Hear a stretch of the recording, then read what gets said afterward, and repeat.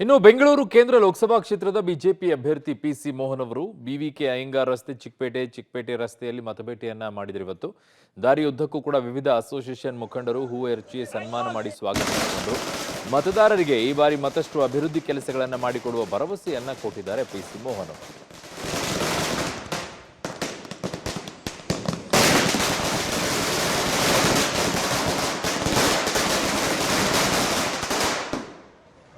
ಇವತ್ತು ಚಿಕ್ಕಪೇಟೆಯ ಭಾಗದಲ್ಲಿ BVK ಅಯ್ಯಂಗಾರ್ ರೋಡಿಂದ Mamulpet Avenue Road main secretariat ಹೋಗ್ತಾ ಇದ್ದೀವಿ. ಇಲ್ಲಿ ನಮ್ಮ ಕಾರ್ಯಕರ್ತರು ಸ್ವಲ್ಪ ಜನ ಇದ್ದರು. ಇವತ್ತು ಇಲ್ಲಿರುವಂಥ ವರ್ತಕರು ಎಲ್ಲರೂ ಕೂಡ ಇವತ್ತು ಸೇರಿ ಮೆರವಣಿಗೆಯಲ್ಲಿ ರೋಡ್ ಶೋ ಅಲ್ಲಿ ಭಾಗವಹಿಸಿದ್ದಾರೆ. ಒಳ್ಳೆಯ ರೆಸ್ಪಾನ್ಸ್ ಇದೆ. ಜನರು ಇವತ್ತು ಮೋದಿಯನ್ನು ಈ ದೇಶದಲ್ಲಿ ಮತ್ತೆ 3ನೇ ಬಾರಿಗೆ ಪ್ರಧಾನಮಂತ್ರಿ ಆಗಿ ನೋಡಬೇಕು ಅನ್ನೋ ಒಂದು ಆಸೆ ಇದೆ. ಯಾಕೆಂತಂದರೆ ಕಳೆದ 10 ವರ್ಷಗಳಲ್ಲಿ ಮಾಡಿರುವಂಥ ಸಾಧನೆ, ಭ್ರಷ್ಟಾಚಾರ ರಹಿತ ಸರ್ಕಾರವನ್ನು ಕೊಟ್ಟಿರೋದು ಜನರೆಲ್ಲರೂ ಕೂಡ ಇರ್ತಾರೆ. ಇದ್ರ ಜೊತೆಗೆ ನಾನು ಈ ಜನರ ಜೊತೆ ಕಳೆದ 25 ವರ್ಷಗಳಿಂದ ಸತತವಾದ ಸಂಪರ್ಕ ಇಟ್ಕೊಂಡಿದ್ದೀನಿ.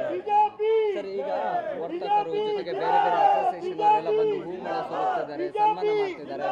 ಜನರ ಜೊತೆಗಿನ ಆ ನಂಟು ನಾನು ಕಳೆದ 10 ವರ್ಷಗಳ ಕಾಲ MLA ಆಗಿ ಈ ಭಾಗದಲ್ಲಿ ನಾನು ಕೆಲಸವನ್ನು ಮಾಡಿದ್ದೀನಿ. 15 ವರ್ಷಗಳ ಕಾಲ MP ಆಗಿ ಜನರು ಅದೆಲ್ಲವನ್ನು ಕೂಡ ಒಂದು 25 ವರ್ಷಗಳಿಂದ ಒಂದು ನಿರಂತರವಾದ ಒಂದು ಸಂಪರ್ಕವನ್ನು ಇಟ್ಕೊಂಡು ಬಂದಿರೋದನ್ನು ಅವ್ರು ನೆನೆಸ್ಕೊಳ್ತಾರೆ. ಯಾವತ್ತೂ ಕೂಡ ನಾನು ಯಾವಾಗ ಎಲೆಕ್ಷನ್ಗೆ ಬಂದರೂ ಕೂಡ ಅವ್ರು ನಮಗೆ ಸಹಾಯವನ್ನು ಕೂಡ ಮಾಡ್ತಾರೆ ಓಟ್ ಹಾಕೋದ್ರಲ್ಲಿ.